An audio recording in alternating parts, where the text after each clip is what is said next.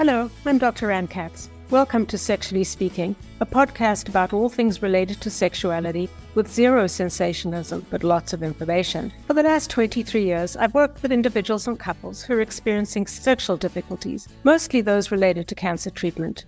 I've written a whole lot of articles and books on the topic and traveled all over the world, educating healthcare providers and people with cancer. It's been a great adventure on so many levels, and now I've started a private practice for anyone experiencing sexual problems.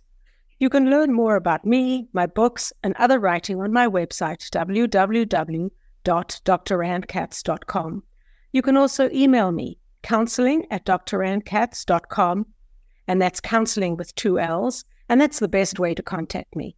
The topic of this podcast is lubricants. Full disclosure, I'm a huge fan of lubricants.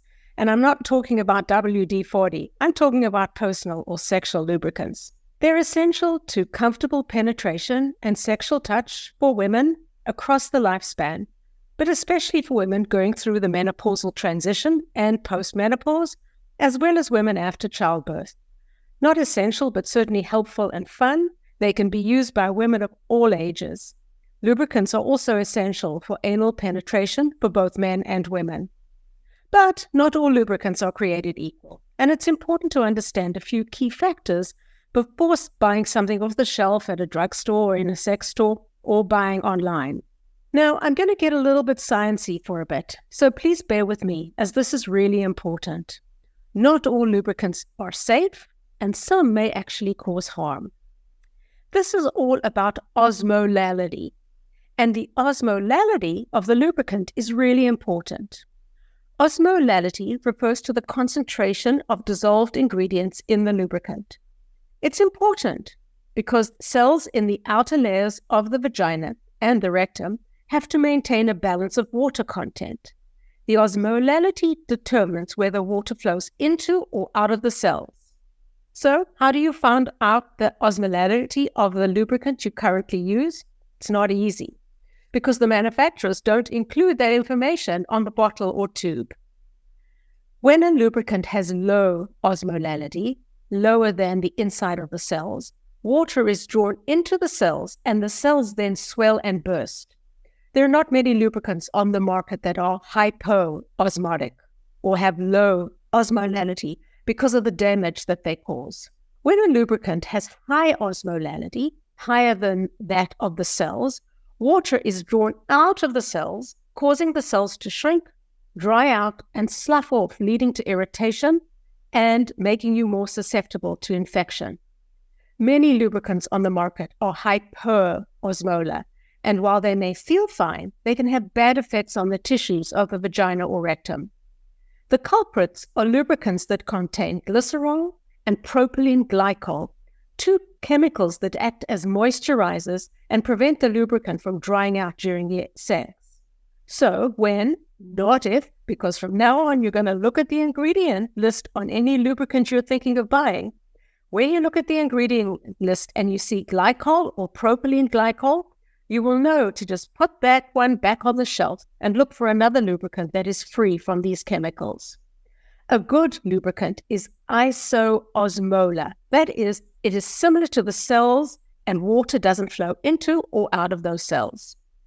The World Health Organization recommends that lubricants with an osmolality of less than 1,200 milliosmoles per kilogram, you can look that up on the internet, but as a general rule, the lubricants from Good Clean Love, Silk, and Sliquid Organics are examples of isoosmolar lubricants. Please note, I'm not endorsing any of these, but this is what I have found when doing my research. A very common lubricant, KY Jelly, has an osmolality of 2,510. I call this your grandmother's lube because it's been around for many years. And honestly, buyer beware is all that I can say about that one. The pH of the lubricant is also important. The pH of any lubricant going into the vagina should be between 3.8 and 4.5. For anal intercourse, the pH should be between 5.5 and 7. Once again, this information is not going to be on the tube or bottle, so you need to do an internet search to find this information. Now, there are essentially 4 different kinds of lubricants: water-based, silicone-based, hybrid, and oil-based. Water-based lubricants are your entry-level lubricant and the most common kinds you will find in stores. They contain water, of course, as well as glycerine, propylene glycol, remember the stuff about hyperosmolality, also thickeners and preservatives. Women may be allergic to some of the ingredients, and some women experience irritation from them. A lubricant that contains glycerin, sugar, is not good for women who have frequent yeast infections. Silicone-based lubricants are easy to recognize, as they will have one or both of the following ingredients: dimethicone or dimethiconol. Other silicone lubricants containing, wait for this, cyclomethicone or cyclopentasiloxane should be avoided, as they have been shown to be harmful in animal studies. Yeah, a mouthful. You have to be very careful with silicone lubricants if you use a vibrator or dilator that is made of or contains silicone. Silicone-based lubricants will stay slippery for a long time, but they stain fabrics, so use the least amount necessary and a towel over the sheets. Hybrid lubricants are usually water-based with about 20% silicone, and they have properties of both water-based and silicone-based lubricants.